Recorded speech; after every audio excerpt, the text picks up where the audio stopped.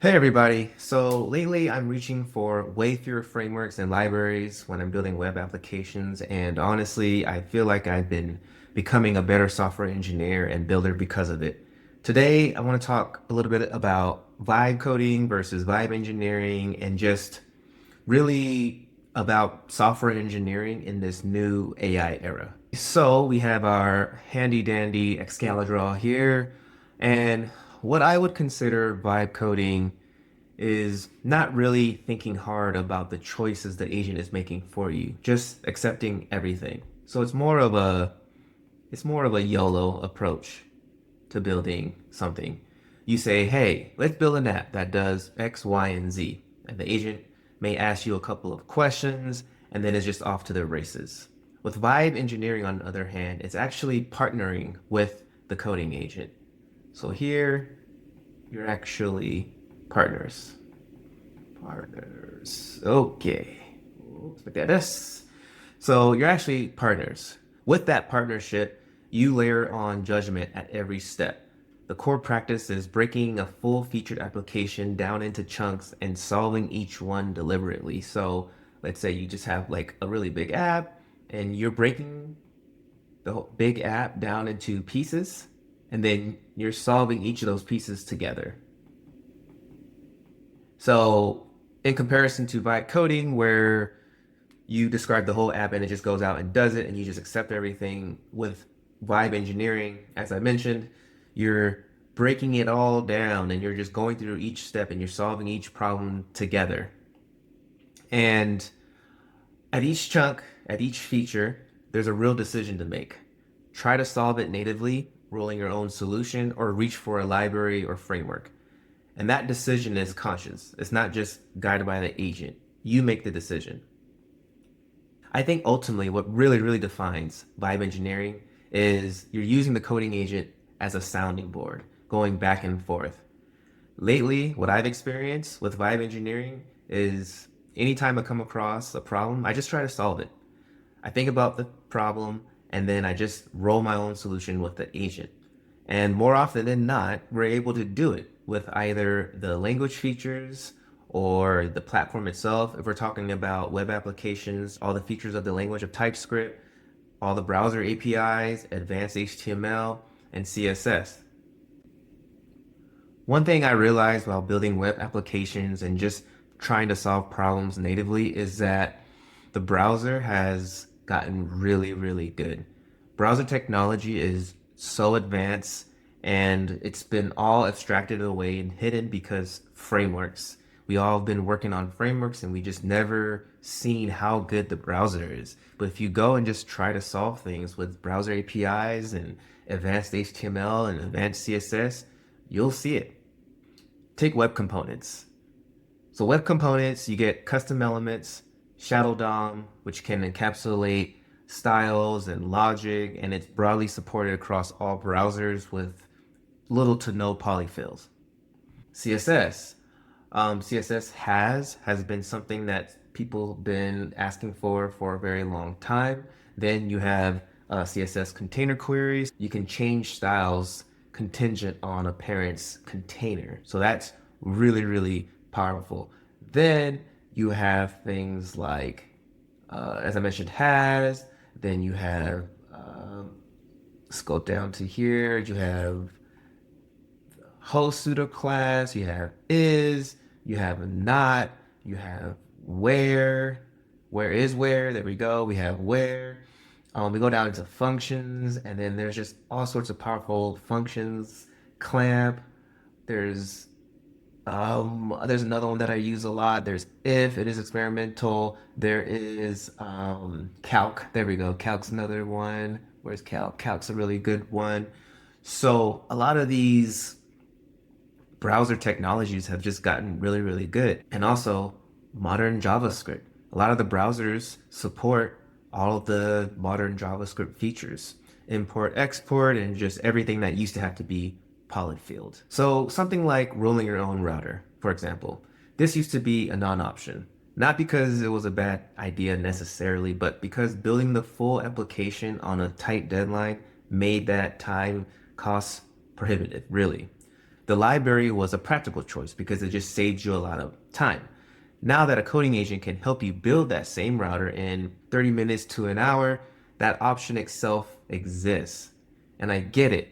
You might end up reinventing the wheel, but that's okay. You go out, you try to build it yourself. If it works out, great. If it doesn't, you learned a lot. And I think that is the real lesson. Just going out and just trying to build things natively, rolling your own solution, you learn a lot more than just reaching for a library. This isn't necessarily a blanket, don't use any frameworks. It's just about making the deliberate choice before you reach for one. And remember, libraries and frameworks, they abstract away complexity and they save time. Saving yourself from complexity is a genuinely good argument. But I think now we can actually challenge the time argument because coding agents are good. I mean, let's face it, this is the new era. It's just what it is. And because coding agents are so helpful and they can help you quickly iterate on things, I truly do believe there's a benefit in just trying to roll your own solutions when you can. All right, so really quickly, I wanted to show you web components and Shadow DOM. Um, some of this might scare a lot of you because you're so used to using React or Vue or Svelte, and there's really no like HTML here. But it's really neat because here you create and attach a shadow. It is a class of an HTML element. Right now, I'm basically creating an auth form here, and this is the custom element I was talking about earlier. If you roll down, this is how you can register custom elements. And here you're basically programmatically creating all of the elements and all of the handlers, and then the styles are encapsulated here. It's really neat, and just all the logic is encapsulated in here. It's just a really cool approach. It's something really different. And again, remember, you're not doing this all yourself. You're guiding the coding agent and you're doing it together. So the coding agent is typing all of this stuff out, but you're guiding it to architect and telling it what to type. And it goes out and does it. And a lot of this stuff works functionally really well. And the neat thing about this is you learn a lot. There's not really a lot of bloat because it's just HTML. It does get a little bit dense, I would say, but it's a different approach and you learn a whole bunch.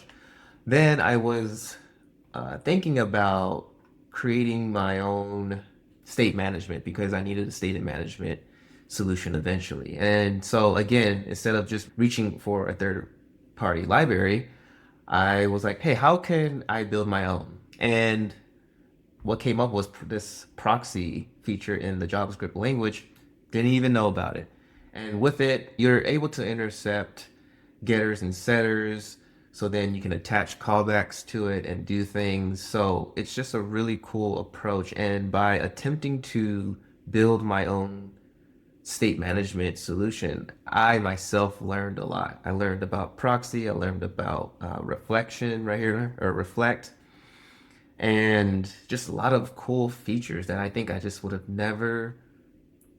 ran into if I just kept reaching for third-party libraries. And then, so right here, this is sort of the solution that my coding agent also came up with, but there's like you create a store, there's your proxy right there, and this is how you subscribe to it. This is how you would use it. So with that being said, is this going to be as good as some of the production libraries? Probably not. But is it going to be good enough for my application? Sure. And did I learn a lot? Absolutely. So here we go, rolling our own solutions with the coding agents, like just really learning a lot. I think that's the true lesson, and especially in this agentic era, is just trying to really learn things, going deeper, stripping away all of the abstraction in the frameworks, and just trying at least attempting to solve some of these problems ourselves. Now, to make the distinction clear, there are moments where reaching for a library or a framework makes sense. Authentication is a good example. Yes, I could have tried to roll my own, but I'm building an application that deals with wallets, tokens, stablecoins, basically money. So Auth is a genuinely high risk area. So in this scenario, I made the deliberate decision to use Better Auth. I like Better Auth. It's really dev friendly. It's been awesome. I'm not sponsored by them, by the way, but I should. This is what I mean. There are moments where you make the decision. You say to yourself, hey, do I roll my own solution or do I go for something that's battle tested? And with authentication, I think most of the time just going for that trusted, battle tested framework or library is the way to go. Now, of course, if you want to try to roll your own, of course, go do it. I bet you will learn so much. But again, I'm just trying to make the distinction clear. I'm not saying no frameworks at all. I'm just saying making the deliberate decision. And when there's moments you can solve an issue yourself, go solve it. And I guarantee you will learn a lot. That's all my thoughts on vibe coding versus vibe engineering. Look, we're in the agentic coding era, and this is what it takes to really set yourself apart. I'd say practice more vibe engineering. That's taking a full featured application, breaking it down into feature sets, working with the coding agent, and solving each problem deliberately.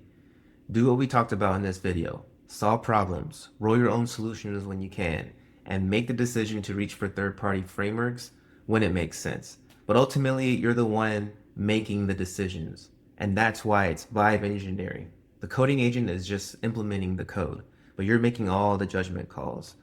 Okay, so if you got something out of this, please subscribe, and I'll see y'all in the next one.